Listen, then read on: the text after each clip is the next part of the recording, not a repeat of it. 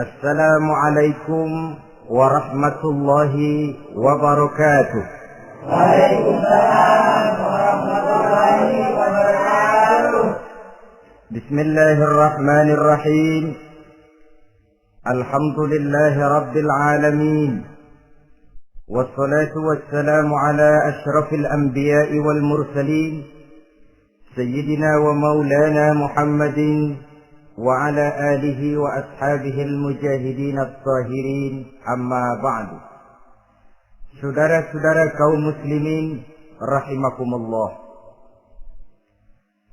Pada pertemuan kali ini kita akan membicarakan riwayat Nabi Adam alaihi salam. Nabi Adam diciptakan oleh Allah dari tanah dan merupakan manusia pertama serta bapa dari seluruh umat manusia. Pada saat Allah hendak menciptakan Nabi Adam, Allah berkata kepada malaikat, "Inni ja'ilun fil ardi khalifah." Aku akan menjadikan seorang khalifah di permukaan bumi. Malaikat dengan nada sedikit protes berkata, "Ataj'alu fiha may yufsidu fiha wa yasfiku ad-dima' wa nahnu nusabbihu bihamdik wa nuqaddisu lak." Tuhan, apa perlunya engkau ciptakan seorang khalifah di permukaan bumi? Kelak kalau mereka berkembang biak, kerjanya hanya akan melakukan kerusakan, menumpahkan darah, saling bermusuhan satu sama lain. Sedangkan kami, kata malaikat, sudah cukup bertasbih memuji kebesaranmu. Allah kemudian menjawab, "Inni a'lamu ma la ta'lamun." Aku lebih tahu tentang apa yang kalian semua tidak mengetahuinya. Setelah diciptakan Nabi Adam daripada tanah, ditiupkan roh, maka Allah kemudian mengajarkan kepada Nabi Adam berbagai macam ilmu pengetahuan. Wa 'allama Adam al-asma'a kullaha. Kemudian Allah mengajarkan Nabi Adam nama-nama segala sesuatu. Nama merupakan simbol daripada ilmu pengetahuan. Nabi Adam akan dijadikan khalifah di permukaan bumi. Maka dibekali oleh Allah Subhanahu wa taala al-asma'a kullaha, nama-nama segala sesuatu. Yang dimaksud di sini ialah al-ulumal katsirah, ilmu pengetahuan yang banyak. Malaikat pada mulanya protes. Kami kan sudah cukup bertasbih Tuhan. Kami kan sudah cukup memujimu. Untuk apa lagi membuat manusia sebagai khalifah di permukaan bumi? Seolah-olah malaikat tidak setuju. Allah yang maha tahu rahasia segala sesuatu memberikan vonis, aku lebih tahu tentang apa yang kalian semua tidak tahu. Oleh karena Nabi Adam dipersiapkan untuk menjadi seorang khalifah di permukaan bumi, maka dibekali oleh Allah dengan ilmu pengetahuan. Begitu Nabi Adam dan begitu kita. Karena bukan cuma Nabi Adam, kita pun oleh Allah dijadikan sebagai khalifah-khalifah di permukaan bumi ini. Yang nilai kekhalifahan kita bergantung kepada kondisi kita masing-masing. Ada orang yang menjadi khalifah level internasional, menjadi pemimpin dunia Islam. Ada orang menjadi khalifah level nasional saja. Ada khalifah tingkat kota saja, ada khalifah tingkat kecamatan, ada khalifah tingkat RW, RT, sekurang-kurangnya khalifah untuk tingkat rumah tangga masing-masing. Tanpa membekali diri dengan ilmu pengetahuan, jangan berharap kita akan bisa melaksanakan tugas sebagai khalifah di permukaan bumi ini. Apapun saja, Nabi mengajarkan, man arada dunya fa'alaihi bil ilmi, wa man arada al-akhirata fa'alaihi bil ilmi, wa man aradahuma fa'alaihi bil ilmi. Siapa yang menginginkan dunia harus dengan ilmu. Yang menginginkan akhirat juga harus dengan ilmu. Yang menginginkan dunia akhirat juga harus dengan ilmunya. Tanpa dasar ilmu, maka manusia tidak akan bisa menjalankan tugas kekhalifahan. Setelah diajarkan Adam nama segala sesuatu, dikonfrontir, dihadapkan dengan malaikat. Hei malaikat, kalau tadi kamu bilang buat apa perlunya menciptakan khalifah? Nih bentuknya. Adam.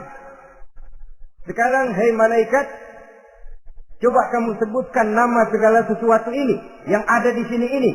Malaikat berkata, Subhanaka la ilma lana illa ma 'allamtana. Ya Allah, kami tidak punya ilmu, kami tidak tahu semua itu kecuali apa yang telah Engkau ajarkan kepada kami. Kalau kamu tidak sanggup, Adam, sebutkan nama-nama semua itu. Adam menyebutkannya dengan lancar. Ketika itulah Allah memerintahkan malaikat untuk sujud kepada Nabi Adam alaihi salam. Sujud di sini bukan sujudul ibadah, sebab sujud ibadah kepada yang selain Allah haram. Tapi sujud di sini sujudut tawadhu' i'tirafan bi fadli Adam. Sujud merendahkan diri sebagai pengakuan terhadap keutamaan dan kelebihan Nabi Adam. Maka orang yang banyak ilmunya lebih utama dari orang yang hanya banyak ibadahnya. Bahkan iblis lebih takut kepada orang alim yang sedang tidur daripada orang goblok yang lagi ibadah. Model ini diceritakan dalam Ihya-nya Imamul Ghazali. Iblis masuk ke masjid mau menggoda orang lagi sholat. Sudah masuk di pojok masjid, dia lihat orang lagi tidur. Ngacir iblis keluar, cepat bener. Pucat mukanya. Ketemu di jalan sama temennya.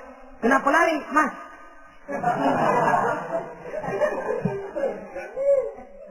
Kata temannya, saya mau goda orang sholat. Lalu tiba-tiba di pojok masjid saya lihat ada orang lagi tidur. Saya takut betul sama itu orang. Lari saya keluar. Loh, sama yang sembahyang sampean nggak takut, kok sama yang tidur takut bagaimana? Yang tidur itu orang alim. Yang lagi sembahyang itu orang goblok. Oh, godain orang goblok, saya colek juga dia lupa sembahyang. Tapi orang alim ini saya takut betul. Nah, kalau diukur dengan malaikat waktu itu Nabi Adam, ibadahnya lebih banyak malaikat, jelas. Sudah bertasbih, sudah bertahmid malaikat. Nabi Adam baru diciptakan. Tapi kenapa Allah perintah malaikat sujud kepada Adam? I'tirafan bi fadli Adam. Keutamaan Nabi Adam. Pantas untuk diserahi tugas sebagai khalifah mengatur kehidupan di muka bumi. Kalau malaikat yang jadi khalifah di dunia ini, nggak rame dunia. Coba, malaikat, material, harta nggak perlu. Seksual nggak perlu. Dunia ini hambar. Justru dunia ini menjadi ramai setelah manusia diberikan fungsi sebagai malaikat, sebagai khalifah oleh Allah Subhanahu wa taala. Saudara-saudara kaum muslimin rahimakumullah, setelah nyata kelebihan Nabi Adam, maka Allah perintahkan Nabi Adam tinggal di surga dengan segala kenikmatan yang ada di dalamnya. Tapi lantaran sendirian, kesepian Nabi Adam. Allah Maha Tahu, maka diciptakannya pasangannya, yaitu Siti Hawa dari tulang rusuk yang sebelah kiri. Sehingga Nabi pernah pesan begini, Istausu bin nisa fa innahunna khuliqna min dhil'in. Hati-hati kamu ngadepi perempuan. Yang tolong dengar nih yang laki-laki, yang perempuan belaga budak aja dulu lah. Hati-hati kamu ngadepi perempuan. Wa innahunna khuliqna min dhil'in, karena perempuan diciptakan dari tulang rusuk sebelah kiri. Apa watak tulang rusuk? Tulang rusuk itu kan bengkok. Perempuan tuh begitu, didiemin aja bengkok terus, dikerasin patah.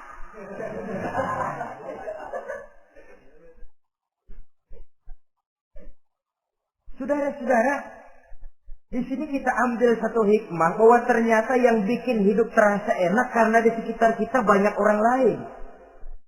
Bodoh manusia kalau dia merasa bisa hidup sendirian. Tinggal di tengah kampung tapi gayanya gaya orang tidak mau kenal dan tidak mau tahu sama tetangga. Jangankan di dunia, di surga saja Nabi Adam karena sendiri, kesepian.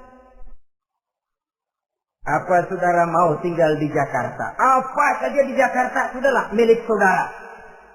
Hotel Indonesia dikasih saudara, Hotel Borobudur punya saudara, Monas buntel mau pulang. Semanggi ambil, tapi di Jakarta saudara tinggal sendirian. Kira-kira enak nggak? Ternyata yang bikin hidup terasa nikmat karena di sekitar kita banyak orang lain. Begitulah Allah ciptakan Siti Hawa. Setelah diciptakan Siti Hawa, natur manusiawi. Nabi Adam mau main pegang aja. Kata Allah, hai Adam, jangan kau sentuh sebelum kau bayar maharnya. Maharnya apa ya Allah? Maharnya an tusalli ala Muhammadin sallallahu alaihi wasallam. Maharnya kau berselawat kepada Nabi Muhammad. Manusianya belum lagi diciptakan tapi namanya sudah ada. Nurnya sudah ada. Bahkan dijadikan mas kawin antara Adam dengan Hawa. Karena itu dalam Islam sebenarnya urusan kawin itu bukan yang sulit. Maka jangan dipersulit. Tapi juga jangan digampang-gampangin.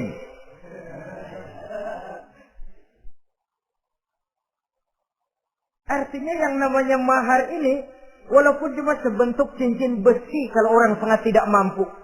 Bahkan dengan mengajarkan Fatihah saja sah sudah. Ya, terima nikahnya Fulanah binti Fulan dengan mas kawinnya saya ajarkan dia surah Fatihah. Kalau memang cere betul, tidak punya apapun, sah sudah. Agama ini mudah, karena itu jangan dipersulit, tapi juga jangan digampang-gampangin. Setelah itu Allah memerintahkan, Ya Adam uskun anta wa zawjukal jannah. Hai Adam, kau dan istrimu tinggallah dalam surga. Wa kula minha ragadan haitsu syi'tuma. Segala makanan yang ada di dalamnya boleh kau makan. Pakaian yang aneka warna boleh kau pakai. Nikmati seluruh fasilitas yang ada di surga ini. Cuma atuk aja Adam. Yang lain boleh dah. Mau ngapa pakai atuk aja jangan. La taqraba hadhihi syajarah. Jangan kamu dekati pohon khuldi itu. Dekat saja jangan. Apalagi sampai metik. Jangan Adam. Saudara, ma'asyiral muslimin, itulah watak manusia. Kalau ada 10 persoalan, yang 9 boleh, yang 1 tidak boleh, yang tidak boleh yang bikin dia penasaran. Gua pengen tahu apa kagak boleh sih. Timbul penasaran. Apalagi iblis selalu berusaha. Sebab pada waktu malaikat disuruh sujud, semuanya sujud kepada Adam. Iblis tidak mau sujud. Tuhan tegur iblis, kenapa kamu tidak mau sujud? Mana mungkin Tuhan, saya akan dibikin dari api, kata iblis. Adam dari tanah, unsur api lebih mulia dari unsur tanah. Masa saya harus tunduk kepada Nabi Adam? Gengsi dong. Adam kan anak kemarin sore, baru dibikin. Masa saya harus tunduk kepada orang yang macam itu? Ini kan perintah aku iblis. Kalau kau tidak mau tunduk, keluar dari surga ini.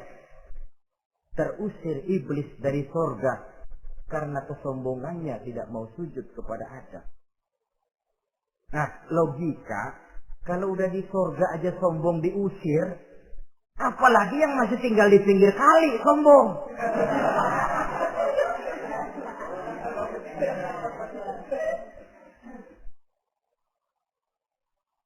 Tapi sejak peristiwa terusirnya itu, iblis bikin proklamasi. Apa proklamasi iblis? Rabbi fanzirni ila yaumi yub'atsun. Ya Allah, gara-gara Adam saya diusir dari surga. Saya minta kepadamu ya Allah, beri saya kesempatan sampai hari manusia dibangkitkan. Kata Tuhan, innaka minal munzarin. Oke, silakan. Mau apa iblis? Rabbi bima aghwaytani la uzayyinanna lahum fil ardi wa la ughwiyannahum ajma'in. Ya Tuhan, disebabkan engkau telah menyesatkan aku, akan aku hiasi mereka manusia dengan kejahatan yang ada di muka bumi ini, dan aku akan sesatkan mereka semua. Ini proklamasi iblis.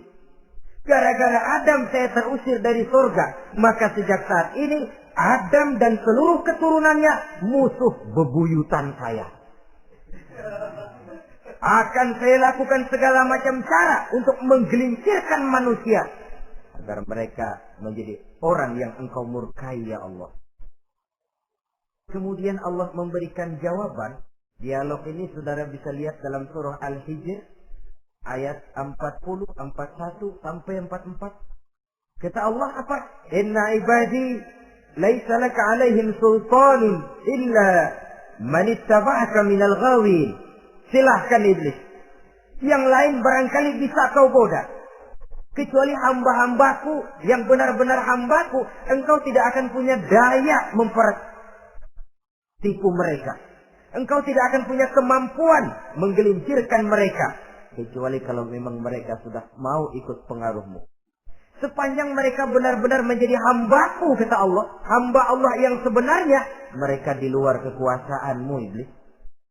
Tapi kalau mereka sudah turun menjadi hamba harta, hamba dunia, hamba pangkat, budak jabatan, mereka itu yang bisa kau gelincirkan.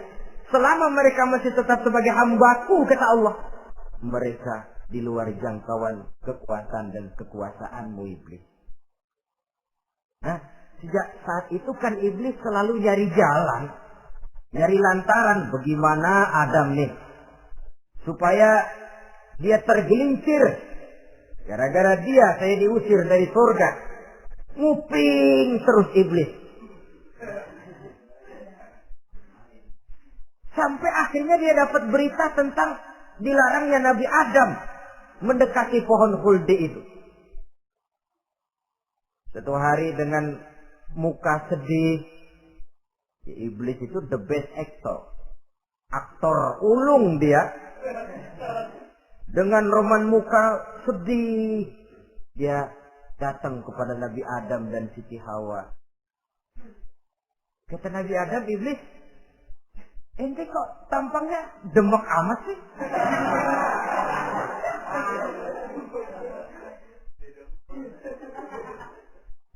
Kenapa begitu sedih?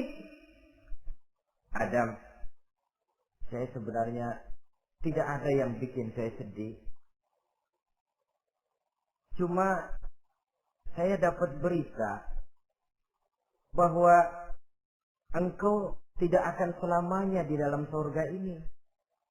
Wah Adam, kalau engkau bisa tetap tinggal di surga bersama istrimu, alangkah bahagianya saya, kata iblis. Tapi saya dapat kabar, ente nggak bakalan lama-lama di surga. Buktinya ente dilarang makan buah khuldi. Khuldun artinya kekal. Kalau kau makan buah itu, kau akan kekal di surga Adam. Tuhan nggak pengen, makanya dilarang. Wa qasamahuma inni lakuma laminan nasihin. Untuk memperkuat omongannya, sumpah si iblis. Bener Dam, saya sih ngomong cuma buat kepentingan ente. Saya sayang sama ente. Yang tahu cuma saya dah. Bicaranya seolah-olah untuk kepentingan Nabi Adam. Sebenarnya tujuannya tidak lebih menjerumuskan Nabi Adam. Begitu iblis zaman dulu, zaman Adam, dan begitu iblis zaman sekarang. Seolah-olah bicaranya untuk kepentingan umat Islam. Tapi sebenarnya tujuannya ngelecehin. Memperdayakan umat Islam. Dia bilang kepada Adam, saya sih cuma ngasih saran Adam, kalau ente pengen selamanya di surga, petik aja tuh buah. Pokoknya beres dah. Itu si Tuhan ngarang ya bohongin doang lo. Supaya kau dan istrimu tidak lama-lama di surga, maka dilarangnya kau memakan buah khuldi itu. Udah, embat saja.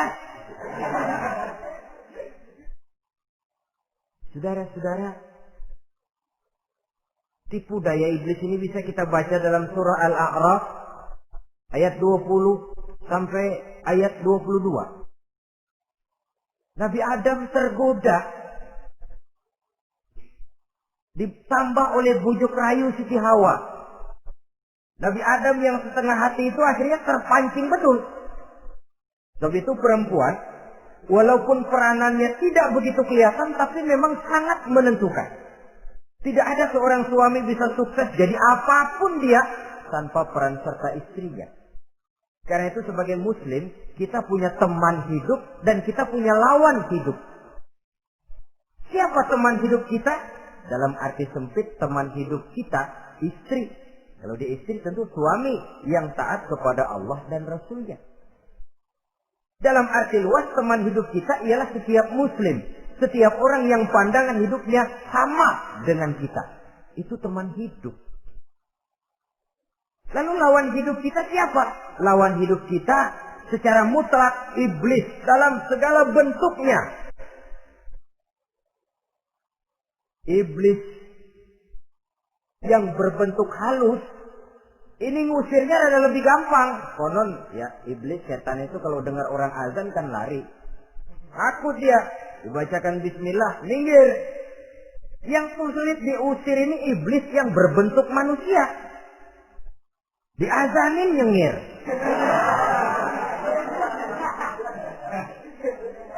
Gawat ini. Saudara-saudara, ini musuh dalam artian mutlak. Sedangkan musuh dalam artian ideologis, setiap orang yang pandangan hidupnya tidak sama dengan kita. Bahasa langsungnya, setiap orang di luar Islam secara ideologis, ya. Adapun secara manusiawi, kita tetap toleransi, saling menghormati, setuju dalam perbedaan pendapat, kembali kepada prinsip lakum dinukum. Kewajiban saling menghormati sesama manusia, tapi secara ideologis tidak ada kompromi. Begitulah Nabi Adam tergoda. Dan begitulah iblis selalu menggoda keturunan-keturunan Nabi Adam. Sampai kepada kita sekarang ini.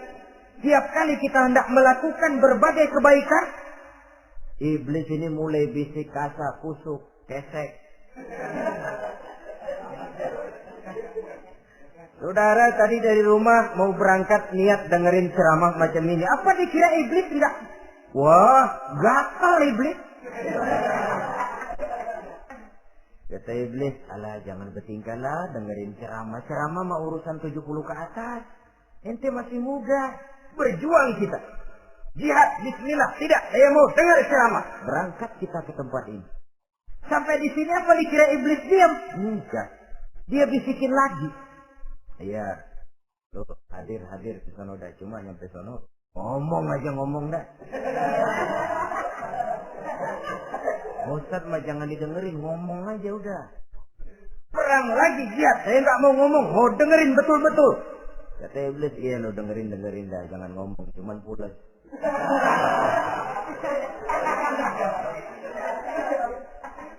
Segala macam cara dilakukan oleh iblis untuk menggelincirkan manusia.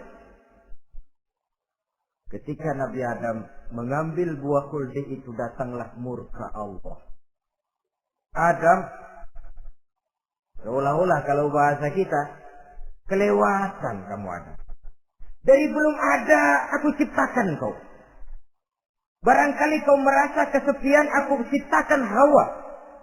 Aku tinggikan derajatmu dari malaikat sampai malaikat sujud kepadamu. Aku perintahkan kau tinggal di surga dengan seluruh fasilitas yang ada di dalamnya. Cuma satu yang aku minta, jangan dekati pohon khuldi, engkau tidak sanggup Adam. Keluar dari surga ini. Terusir Nabi Adam dan Siti Hawa dari surga. Turun ke dunia ini. Turun terpisah lagi. Ya Allah. Orang itu kalau biasa susah, ketemu susah sih menglalap namanya. Makanannya. Tapi biasa seneng ketemu susah. Ini yang kalau tidak kuat mental. Tengoklah zaman sekarang kan nih. Kalau tuan-tuan rajin baca pos kota. Kayaknya nyawa murah bener. Pasal duit 100, nyawa hilang. Pasal diputusin siapa pacar, begon ditenggak. Gantung diri pakai tali plastik. Murah betul kelihatannya jiwa itu. Sehingga pantas kalau Nabi pernah katakan irhamu salasatan minan nas, sayangilah 3 macam manusia. Pertama, azizan zalla, orang mulia yang jatuh hina. Pejabat tinggi kalau pensiun kesian bener. Ya Allah. Udah nggak ada yang ngasih hormat, tanda tangan nggak laku. Azizan zalla, orang mulia yang jatuh hina. Yang kedua, ghaniyan qad iftaqara, orang kaya jatuh miskin. Dari hidup serba ada jatuh melarat. Yang ketiga, faqihan yal'abu bihil juhal, ahli fikih ngerti hukum tapi dipermainkan oleh orang-orang bodoh yang kebetulan punya kekuasaan. Lalu keluar fatwa sesuai dengan pesan sponsor. Yang halal bisa jadi haram, yang haram dibikin remeng-remeng. Ahli fikih dipermainkan oleh orang bodoh. Kasihan betul. Terpisah Adam dengan Hawa ini. Adapun Nabi Adam turun menyesal dengan seluruh kesalahannya. Sujud, taubat, menangis. Menurut riwayat 300 tahun beliau sujud.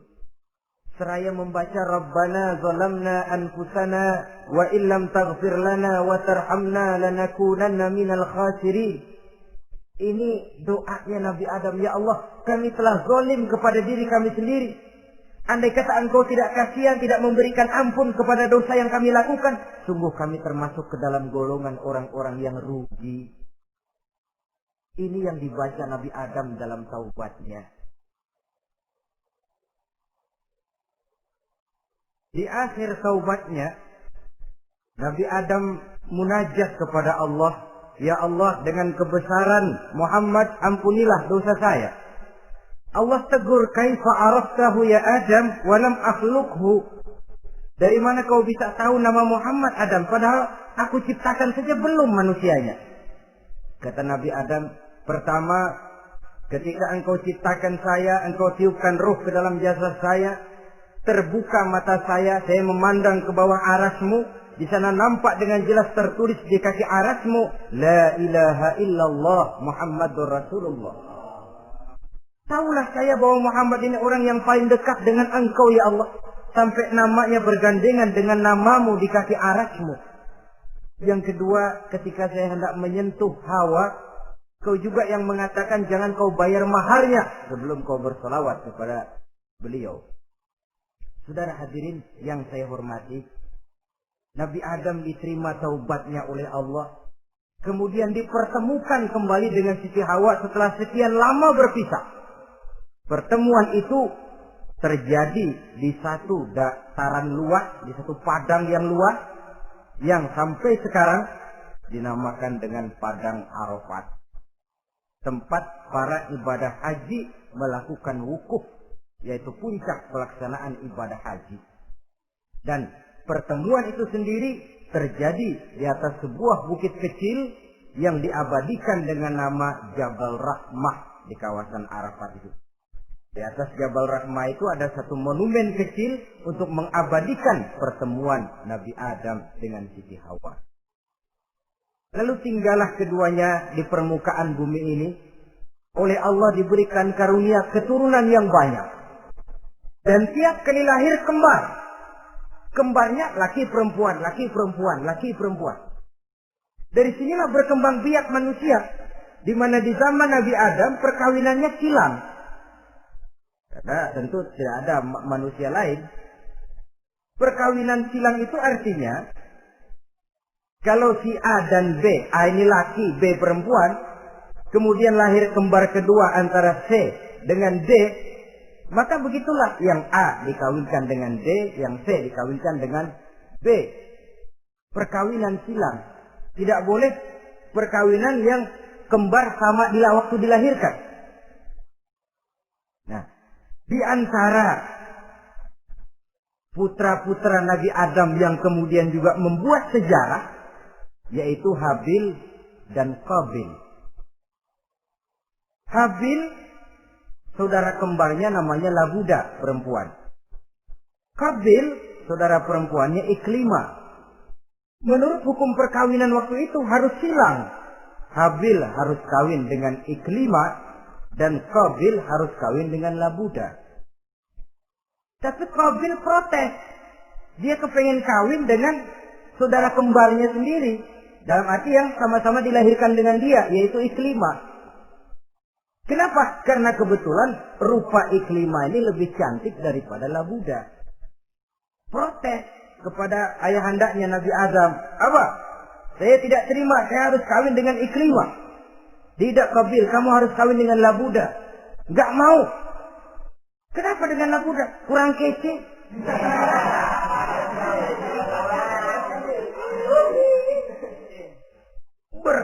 Bertengkar, Nabi Adam tidak berhasil menyelesaikan, lalu diserahkan saja kepada Allah.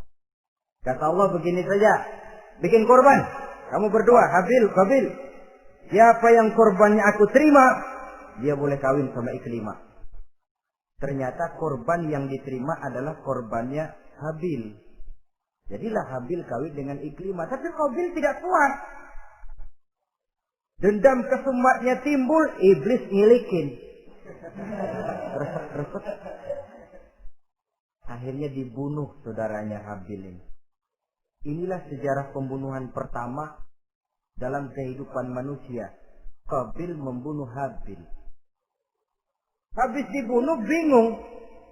Bagaimana naruhnya ini mayat? Allah lalu memberikan petunjuk. Dalam Al-Ma'idah ayat 31 itu dijelaskan. Ada burung gagak berantem sama burung. Yang satu mati.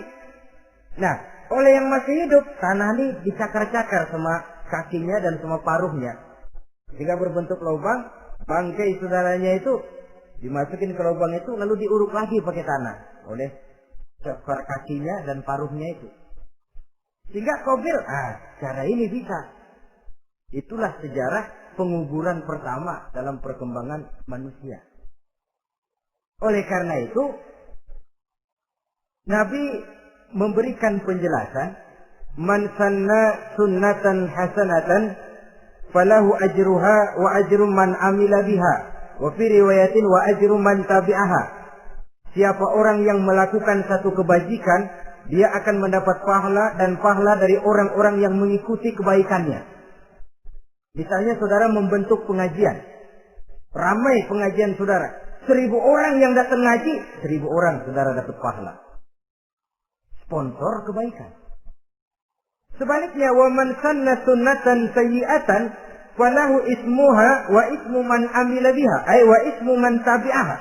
Siapa yang memulai suatu kejahatan, dia akan mendapat dosa dan dosa dari orang-orang yang melakukan atau mengikuti kejahatannya.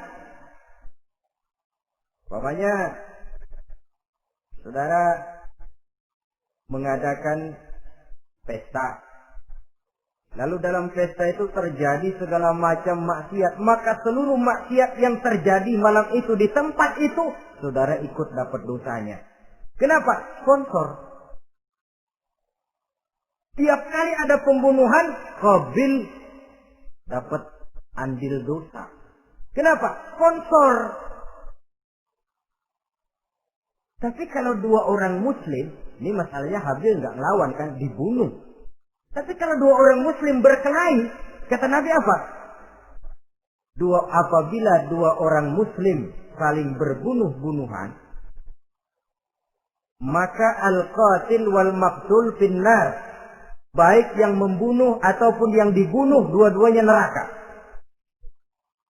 Sahabat heran, ya Rasul, kalau yang ngebunuh masuk neraka pantas, tapi ini yang dibunuh kenapa neraka juga? Soalnya sama-sama niat, cuman keduluan aja. Itu kan masalahnya. Andai kata dia nggak terbunuh, dia yang akan membunuh. Niat itu sudah ada. Nah, kalau Habil ini dia tidak punya niat membunuh, dia memang dibunuh oleh Qabil. Saudara-saudara kaum muslimin rahimakumullah. Lalu dari situlah berkembang biak keturunan Nabi Adam alaihi salam. Sehingga dengan demikian bisa kita katakan sebagai satu konklusi.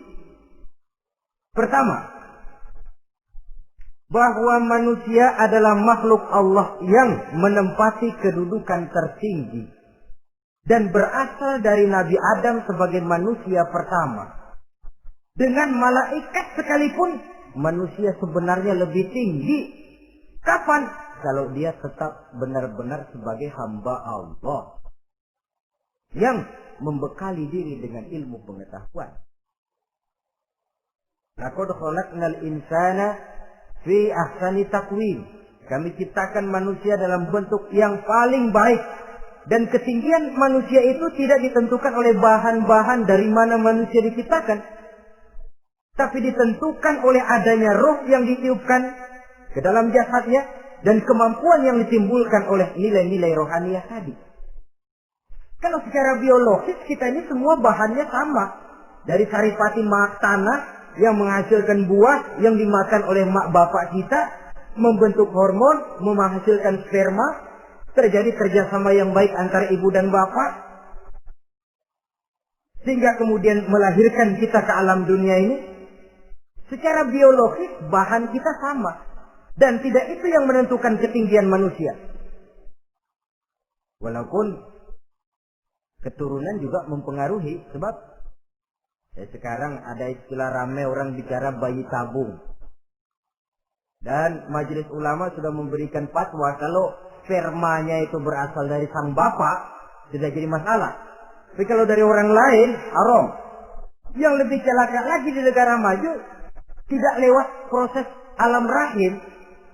Jadi dalam satu tabung yang diberikan suhu yang mirip dalam kandungan, di situ dipertemukan antara sperma, air mani laki-laki, dengan ovum, air mani perempuan. Diberikan suhu yang mirip dalam kandungan, dan itu diharapkan bisa menghasilkan manusia lewat tabung kaca itu. Saya tidak sanggup bayangkan kalau sekarang orang tanya usul asal-usul kita, kan kita masih enak jawab. Kamu anak siapa? Oh, bapak saya Fulan, ibu saya Fulana. Oh, kenal saya. Tapi manusia yang akan datang kalau proyek ini berhasil, bapakmu siapa? Enggak tahu, saya dulu keluar dari tabung, Pak. Rendah betul martabat manusia. Sama saja dengan ada perempuan pernah protes, Pak, Islam itu enggak adil katanya. Kenapa? Masa dalam Islam laki-laki boleh kawin lebih dari satu, tapi perempuan enggak boleh kawin lebih dari satu. Supaya sama-sama adil, boleh dong perempuan punya laki lebih dari satu. Saya bilang, justru disitulah Islam itu hendak menjaga martabat manusia. Kalau seorang suami punya istri empat-empatnya lalu hamil, bapaknya jelas. Tapi kalau perempuan satu punya suami 4 lalu hamil, bapaknya yang mana ya?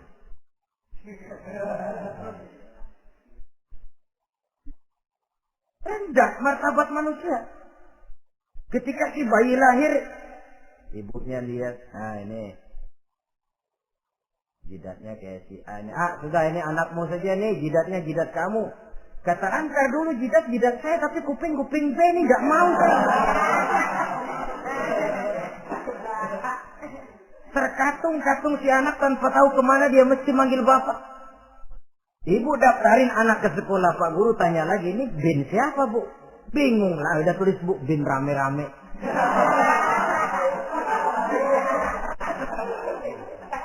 Kan rusak martabat manusia kalau sudah begitu.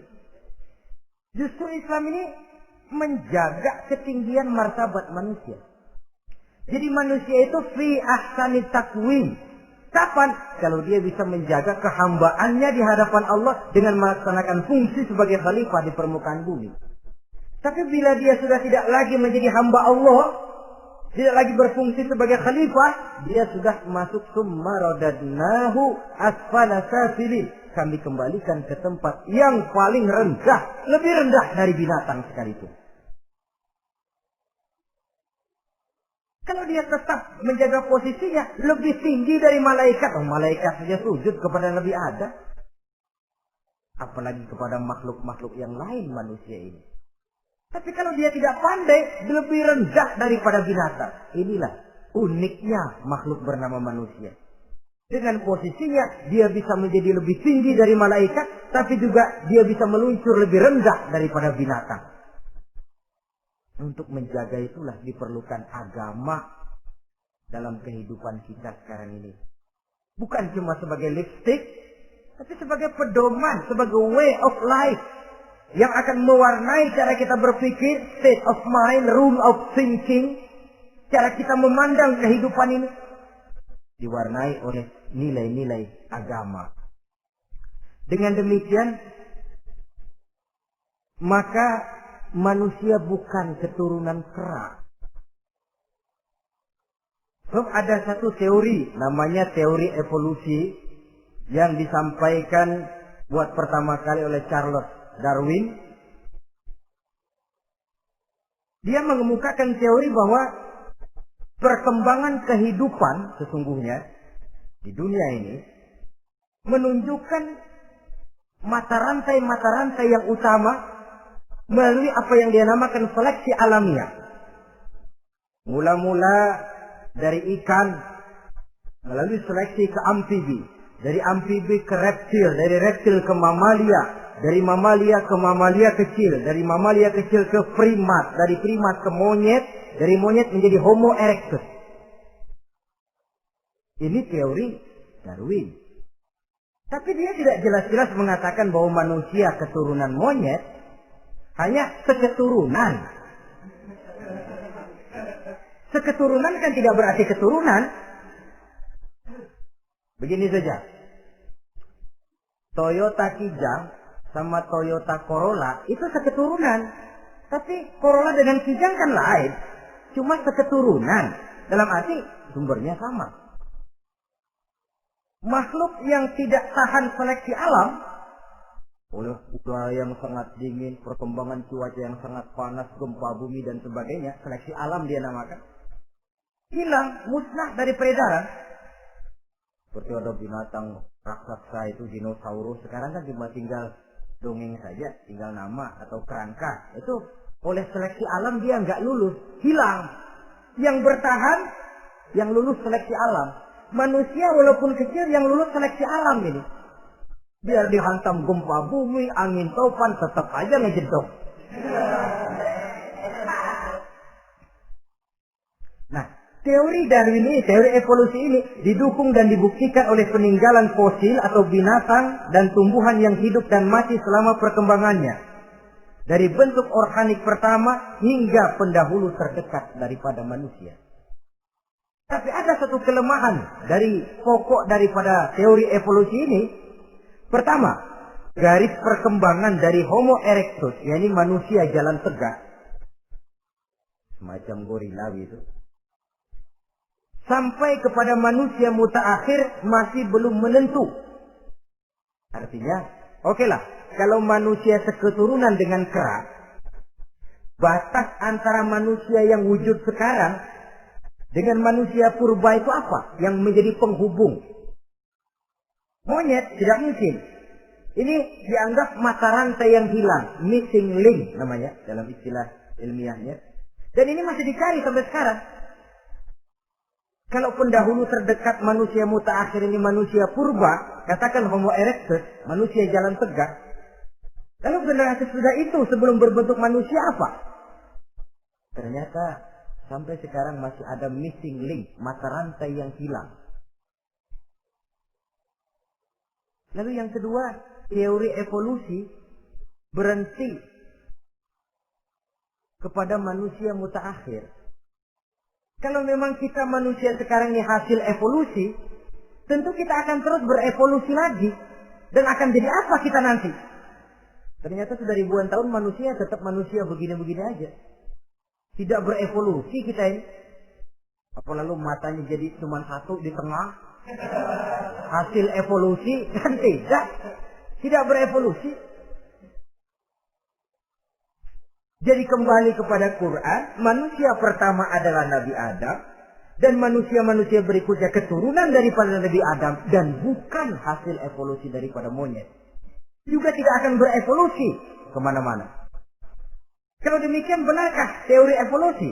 Untuk mengatakan mutlak benar, bukan wewenang kita. Untuk mengatakan salah total, juga kebenaran ilmu adalah relatif sebagai relatifnya daya pikir manusia. Di samping dia harus membuktikan kebenarannya, maka kebenaran ilmiah adalah kebenaran yang relatif dan temporer. Contoh kecil saja. Dulu orang berteori bahwa bagian yang terkecil dari satu benda namanya molekul, kan begitu? Molekul ini nggak bisa dibagi-bagi. Bagian yang paling kecil dari satu benda namanya molekul. Ilmu terus berkembang. Ternyata molekul sebenarnya terdiri daripada atom. Atom itulah bagian terkecil dari satu benda yang nggak bisa dibagi-bagi lagi. Nah, berubah sudah teori pertama. Tidak jadi molekul sekarang, atom. Belakangan rupanya atom masih tersusun dari partikel-partikel. Partikel inilah bagian yang terkecil dari satu benda. Berubah lagi sudah. Dan tidak mustahil akan ada penemuan bahwa partikel pun masih bisa dibagi-bagi lagi. Begitu juga dengan teori evolusi ini. Sehingga beberapa ahli semacam Dr. Charles Oxnard, Dr. Jane Paul Heller dari Chicago dan California, mereka sudah membantah teori evolusi ini. Namun masalah paling pokok dari kita ialah kita diciptakan oleh Allah berasal dari Nabi Adam alaihi salam. Nabi Adam diciptakan dari tanah. Dan kita bukan hasil dari evolusi, juga tidak akan berevolusi. Nah, lalu kepada makhluk bernama manusia diberikan fungsi sebagai khalifah di permukaan bumi ini. Ini yang dulunya malaikat protes. Sebagai khalifah, tugas kita apa? Khalifah Allah di muka bumi. Menerjemahkan sifat Allah sesuai dengan batas-batas kemanusiaan kita. Allah Maha Pengasih. Berusaha kita pengasih kepada makhluk sesuai dengan batasan manusiawi kita. Allah Maha Menolong. Ringan tanganlah kita menolong orang yang memerlukan sesuai dengan batas kemampuan kita. Fungsi khalifah. Untuk bisa berfungsi sebagai khalifah secara baik, kita harus mempunyai modal yang dinamakan ilmu pengetahuan. Dan Islam sangat menggalakkan itu.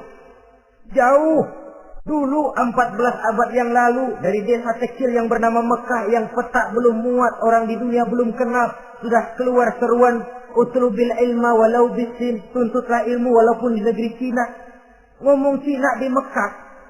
Padahal Mekah waktu itu belum masuk peta, belum dikenal orang. Sudah ada revolusi ilmu dan budaya. Belajar walaupun harus nyebrang ke negeri Cina. Lalu ada lagi misalnya, Alimu auladakumus sibahata warrimayah, kata Nabi. Ajarkan anakmu renang dan lempar. Lempar lembing, lempar cakra. Olahraga. Satu tanda Islam agama masa depan. 14 abad yang lalu di Saudi Arabia, Nabi mengajarkan, ajari anakmu berenang. Kalau Islam agama untuk orang Arab saja, mau berenang di pasir. Tapi wawasan pandangannya luas. Bahwa Arab sebagian besar memang Islam, betul. Tapi Islam bukannya Arab, itu juga jelas. Sepanjang kita masih menjadi khalifah Allah, maka sepanjang itu kita fi ahsani taqwim. Nah, sebagai khalifah Allah kita bertugas membudidayakan alam ini. Kita kadang-kadang terlalu. Ada ayat, wa ma min dabatin fil ardi illa 'ala Allahi rizquha. Semua yang melata di muka bumi dijamin rezekinya oleh Allah. Ayat itu betul. Hak karena datang dari Allah. Bahwa rezeki disediakan di muka bumi memang. Tapi rezeki itu tidak turun begitu saja laksana jatuhnya embun di waktu pagi. Kita harus berusaha. Dan usaha manusia mencari rezeki lain dengan ayam. Kalau ayam dari tahun asuh. Jadi rezekinya tuh modalnya cuma ceker patok. Coba. Dari tahun 1 ayam asal punya ceker, punya patok, udah dapat rezeki dia. Nggak perlu masuk TK, SD, SMP. Tapi manusia cari rezeki, apalagi zaman sekarang. Persaingan hidup tajam, lapangan kerja sulit, tensi ekonomi tinggi. Masuk sekolah urusan, tamat sekolah urusan. Kadang-kadang dilema juga. Masuk perguruan tinggi negeri sulitnya setengah mati kayak unta masuk ke lubang jarum. Masuk perguruan tinggi swasta yang favorit biayanya selangit. Artinya tanpa membekali diri dengan ilmu, keahlian, skill, kemampuan, fungsi sebagai khalifah sulit untuk bisa kita laksanakan. Saudara-saudara kaum muslimin yang berbahagia. Kalau fungsi khalifah ini mampu kita laksanakan, iblis putus asa sudah. Sebagai khalifah di satu pihak kita menyembah hanya kepada Allah, di lain pihak kita membudidayakan alam ini. Ada apa sih di perut bumi? Minyak, gas, timah, emas. Ada apa sih di lautan? Pelajari lewat oceanografi, membudidayakan alam. Air sungai supaya arusnya nggak mengalir mubazir. Ada manfaatnya, bisa menimbulkan energi yang menghasilkan tenaga listrik. Bisa mengairi persawahan, irigasi. Bikin apa? Bikin dam, membudidayakan alam. Tapi juga mengislamkan budidaya itu. Bahasanya mengkulturkan natur, mengislamkan kultur. Membudidayakan alam dan mengislamkan budi dan budaya manusia. Sehingga apapun yang kita kelola dari alam ini nantinya akan untuk menunjang tugas sebagai khalifah, sujud kepada Khalik Rabbul Jalil. Saudara-saudara, maka bersyukur kita oleh Allah dijadikan manusia. Tidak pesan, terima beres, cantik. Dari segi biologis maupun psikologis, tidak ada makhluk secantik manusia. Dibekali dengan agama, di samping akal. Sehingga agama membimbing akal agar sampai kepada kebenaran yang hakiki. Kita sebagai keturunan Nabi Adam memegang fungsi khalifah. Jadi jangan main-main loh. Kita ini turunan Nabi, betul ini. Saudara-saudara yang hadir semua di depan saya ini, termasuk saya, kita ini turunan Nabi kita ini. Nabi Adam. Jangan main-main loh. Turunan Nabi gini-gini. Nabi Adam.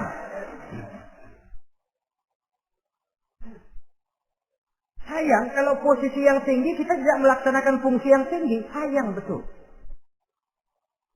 Sebab itu manusia harus adil kepada dirinya. Dalam arti menjaga diri dari sesuatu yang bisa menghancurkan ketinggiannya dalam pandangan Allah.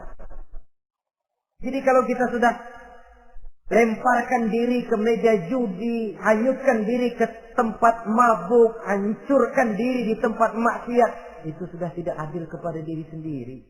Tidak bisa menjaga ketinggian yang diberikan Allah kepada kita. Dikasih baju bersih, dicemplungin di comberan, diinjek-injek lagi.